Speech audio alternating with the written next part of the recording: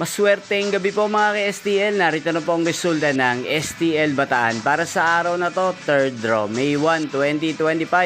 Araw ng Huwebes. Naway ang mga natayan niyo pong mga numero kanina ay manalo nawa ngayong gabing ito, 8 PM. Kaya't kunin niyo na po ang inyong mga tickets. Narito na po ang resulta. Ang mga numerong nanalo sa STL Bataan ngayong gabing ito, May 1, 2025.